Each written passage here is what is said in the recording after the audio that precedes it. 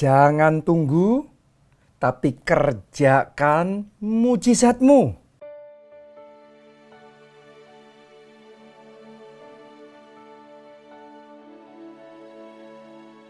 Itu adalah resep untuk mengalami mujizat Tuhan di dalam kehidupan kita. Saya bacakan terlebih dahulu buat saudara di dalam 1 Korintus pasalnya yang ke-12, ayatnya yang ke-10. Ini tentang karunia mengadakan mujizat ya. Ditulis begini, kepada yang seorang roh memberikan kuasa untuk mengadakan mujizat. Oke, kata mengadakan mujizat ini di dalam Alkitab bahasa Inggrisnya ditulis sebagai the working of miracles. Artinya mengerjakan mujizat.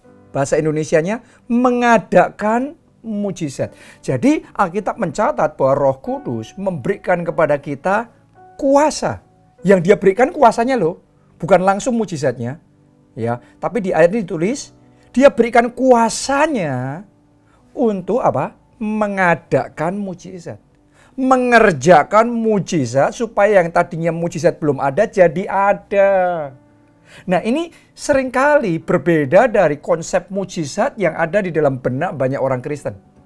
Banyak orang Kristen berpikir mujizat itu kita nunggu dari Tuhan. Kalau Tuhan ngelakuin mujizat, maka kita menerima. Kalau Tuhan tidak melakukan mujizat, ya kita tidak menerima. Tapi ternyata firman Tuhan juga mengajarkan dimensi lain dari mujizat. Yaitu Tuhan yang memberi kita kuasa. Dan sekarang terserah kita untuk menggunakan kuasa itu atau tidak. Kalau kita nggak pakai kuasa ya mujizat nggak terjadi. Tapi kalau kita mau pakai kuasa yang Tuhan berikan untuk mengerjakan mujizat, the working of miracles, maka mujizat yang belum ada bisa jadi ada. Kesembuhan yang belum ada bisa jadi ada. Oke. Bayi mujizat yang Anda harapkan selama ini belum ada bisa jadi ada. Oke, jodoh mujizat bisa ada. Rumah mujizat bisa ada. Jadi Anda harus ngerti ini. Bukan sekedar kita nunggu pasif.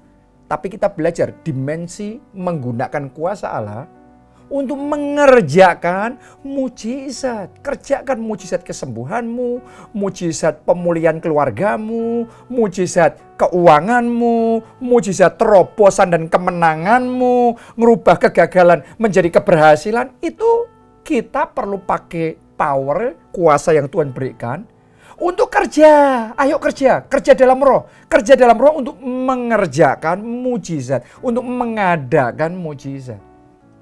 Nah, ini yang dilakukan oleh Yakub.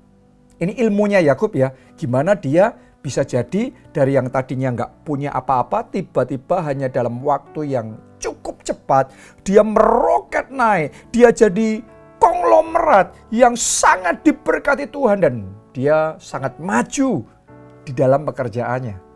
Ya, jadi dia membuat deal, kesepakatan dengan pamannya. Namanya Laban. Karena kan dia tidak punya apa-apa. Yang punya kambing domba itu adalah pamannya.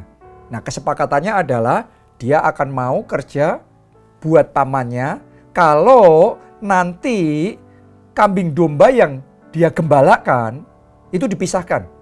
Jadi yang dia gembalakan hanya kambing domba yang polos-polos saja. Terus kemudian kesepakatannya kalau dari kambing domba yang polos-polos itu kemudian lahir yang polos, maka yang polos milik pamannya.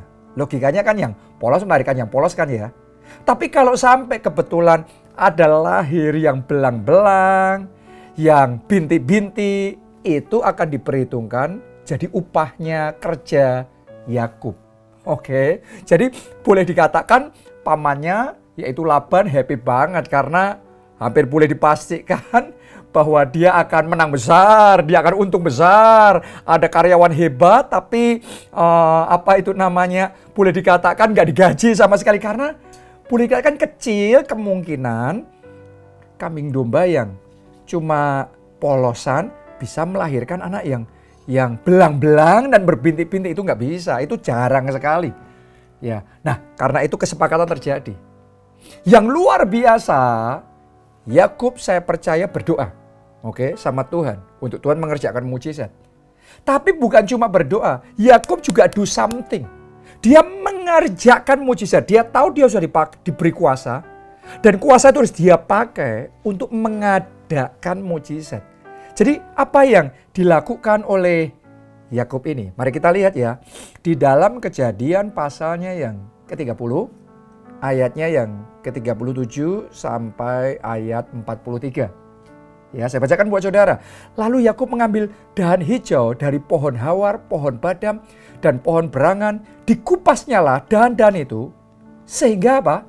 Berbelang-belang sampai yang putihnya kelihatan. Jadi ini dahan hijau. Dikupas sampai putihnya kelihatan. Jadi belang-belang. Oke, ia meletakkan dahan-dahan yang dikupasnya itu dalam palungan, dalam tempat minum, kemana kambing domba itu datang minum, sehingga tepat di depan kambing domba itu. Adapun kambing domba itu suka berkelamin pada waktu datang minum. Jika kambing domba itu berkelamin dekat dahan-dahan itu, maka anaknya bercoreng-coreng, berbintik-bintik, dan berbelang-belang. Kenapa? Karena kambing domba itu dikasih visi sama Yakub. Walaupun mereka polos tapi dikasih visi. Anaknya bakalan bercoreng-coreng, berbintik-bintik, dan berbelang-belang. Dan setiap kali minum itu yang mereka lihat. Setiap kali berkelamin itu yang mereka lihat.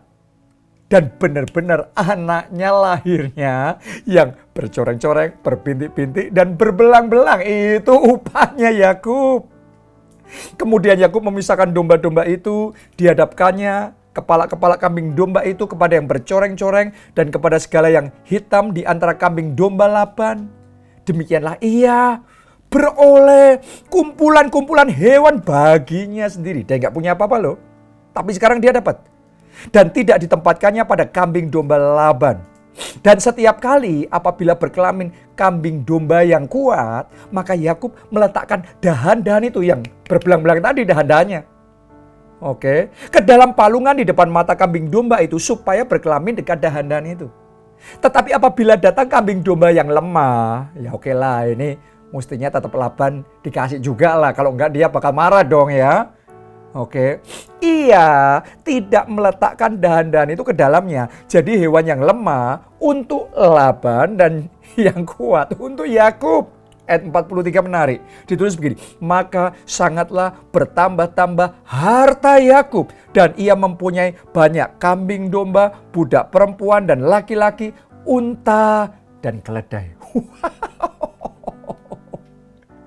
Yakub tahu bagaimana menggunakan power, kuasa untuk mengerjakan mujizat.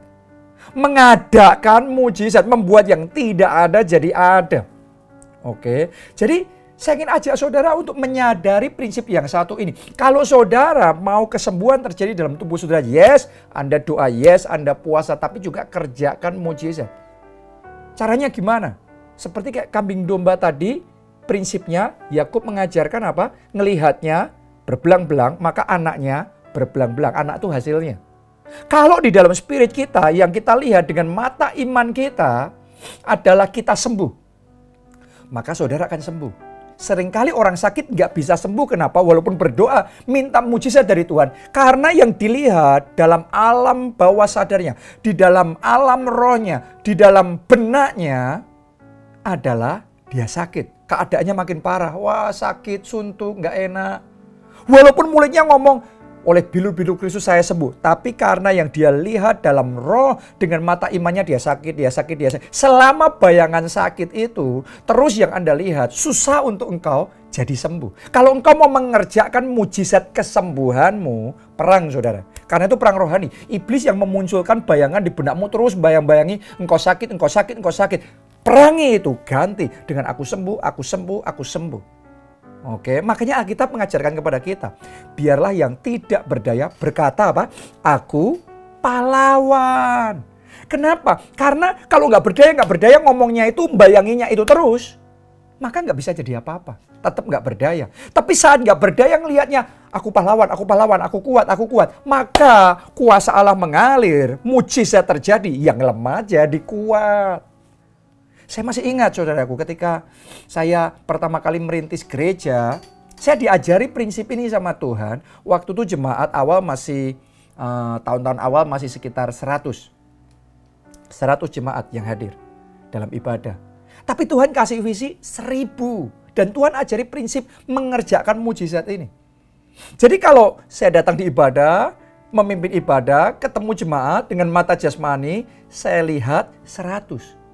Tapi ketika saya berdoa sama Tuhan, berseru sama Tuhan, dengan mata iman saya ngelihat 1000. Oke, jadi melek 100, merem 1000. Melek 100, merem 1000. Buka mata 100, tutup mata 1000. 1000. Karena banyak doanya dari Senin sampai Sabtu, 1000. Minggu ngeliat masih 100, tapi Senin sampai Sabtu 1000. Sampai di satu titik, hari Minggu pun 100 jadi 1000. Itu rahasia mengerjakan mujizat. Jadi hari ini saya ingin ajak saudara pakai prinsip yang sama. Anda gereja keluarga Allah, jemaat keluarga Allah, dimanapun Anda berada, di kota manapun Tuhan menempatkan saudara, lihat dengan mata iman, bukan gereja kosong, tapi gereja penuh. Bukan kursi kosong, tapi kursi penuh. Lihat banjir jiwa-jiwa. Karena kadang-kadang di dalam benak kita yang kita ngelihat kursi kosong, yang kita ngelihat ibadah kosong, gereja kosong. No, ayo perang rohani, peperangan rohani. Dan mulai ganti image yang salah ini dengan image yang benar, dengan image rencana Tuhan. Ya, banjir jiwa-jiwa,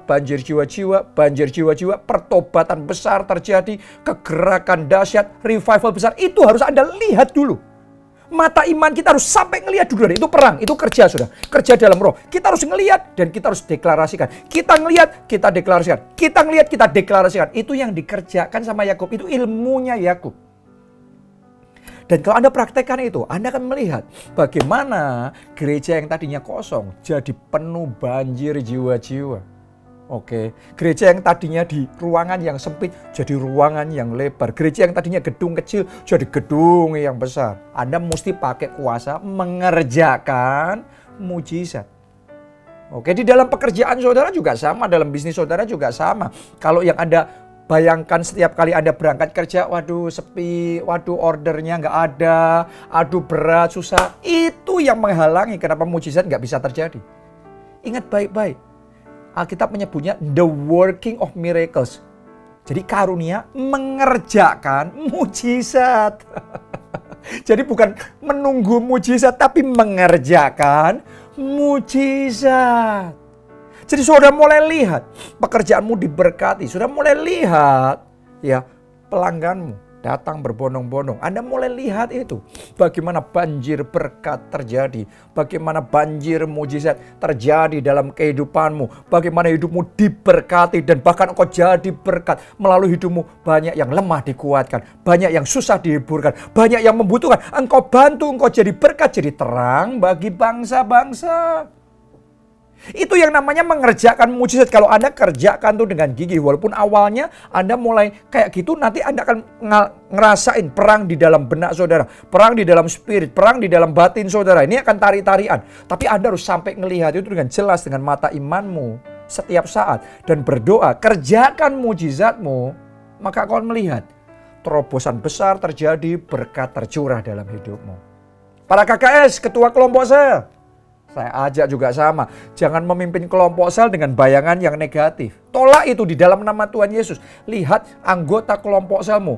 Rohnya berkobar-kobar, menyala-nyala. Kelompok selmu lihat itu sebagai kelompok sel yang dinamis. Kelompok sel yang bergerak. Kelompok sel yang berlipat kali ganda. Kelompok sel yang jangkau jiwa. Orang-orangnya, anggota-anggotanya penjala manusia yang luar biasa. Sehingga banyak jiwa diselamatkan. Berlipat kali ganda kelompok sel saudara dengan dahsyat. Kalau engkau lihat itu, engkau ngerjain itu setiap hari. Terus gigi ngerjain kayak gitu. Engkau akan melihat bagaimana kegeraan kelompok sel yang belum pernah terjadi sebelumnya Tuhan kerjakan dalam kehidupanmu. Oke, jadi ini yang namanya karunia mengerjakan mujizat. Pakai itu mulai hari kuasa yang sudah Roh Kudus berikan dalam hidup saudara, jangan dibuat sia-sia, nggak dipakai, percuma.